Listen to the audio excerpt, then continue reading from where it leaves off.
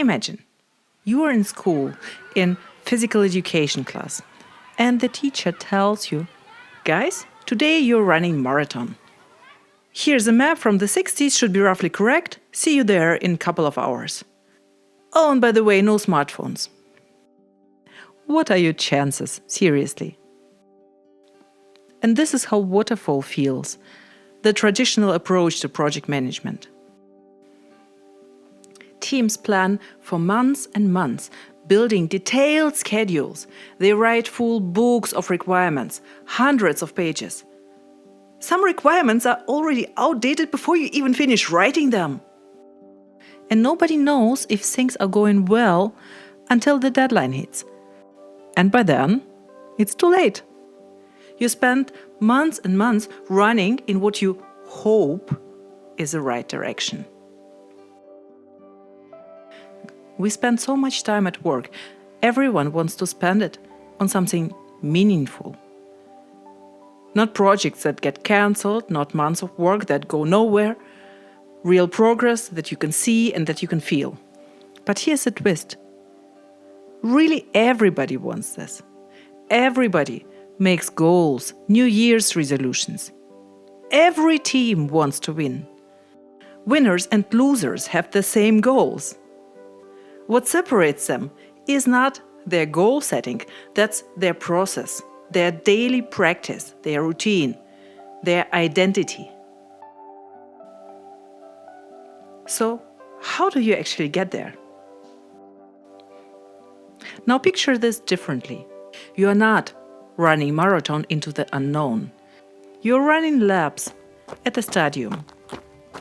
And the coach watches all of you. And after each lap, he suggests some changes.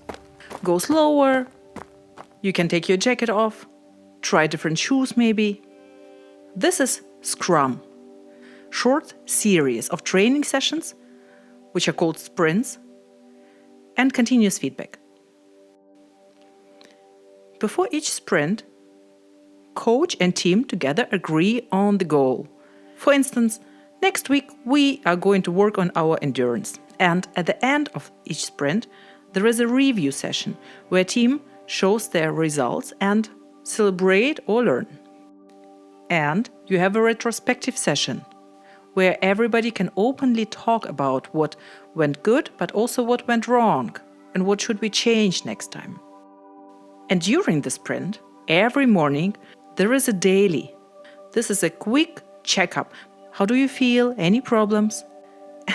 And when your parents suddenly show up mid-training and demand you to run longer distances or try new techniques right now, well, your coach will not permit it. Not now, not during this session. We have a plan, we stick to that plan. We'll consider it for the next week. He will protect your focus. Simple, right? Except it's terrifying. Managers might think, if the product owner, the coach, shields the team, where's my control going? How do I manage even if I cannot tell them what to work and how to work on? This might feel like losing power. But that's not a loss at all, it's trust. And the team might be worrying as well. If we don't meet the sprint goals, are we losers? Would more transparency mean more blame? And the retrospective. This is really scary. What if we just blaming each other and starting to fight and hate each other in the end?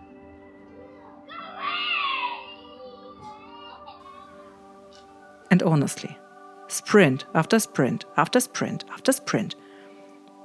That sounds exhausting. Nobody can want this. But here's what people misunderstand about athletes.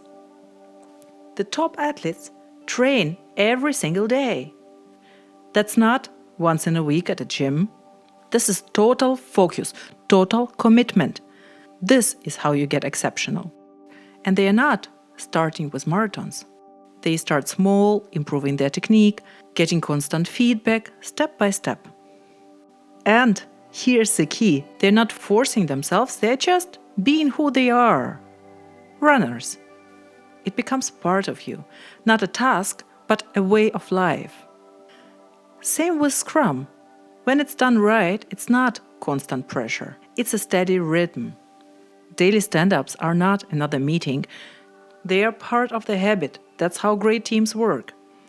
And retrospective are not blame sessions. They are how the teams get better. Sprint goals are not pressure. They are focus. You know exactly what these next training sessions are about. Not the marathon in 6 months, these sessions. It's not about the distant goal, it's about the process. Waterfall asks, what is the plan for the next 6 months? Scrum asks, what did we learn yesterday? What are we going to learn today?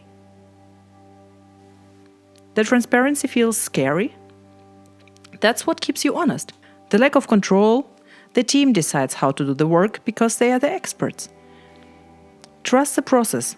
The result will follow. Jeff Sutherland, the guy who created Scrum, claims twice the work in half the time. That sounds very clickbaity, but here's what is real. When you stop running blindly into the distance and you start doing focused laps with constant feedback, you waste much less time running in the wrong direction. You're not guaranteed to be twice as fast, but you are guaranteed to see where you are, to adjust quickly, and to actually finish things. Not perfect, but predictably better. And more than that, you spend your working life on something meaningful. You go home knowing you made real progress today. Not someday, today, this week, this sprint. The way Dr. Who puts it, we are all stories in the end. Just make it a good one. Enjoy.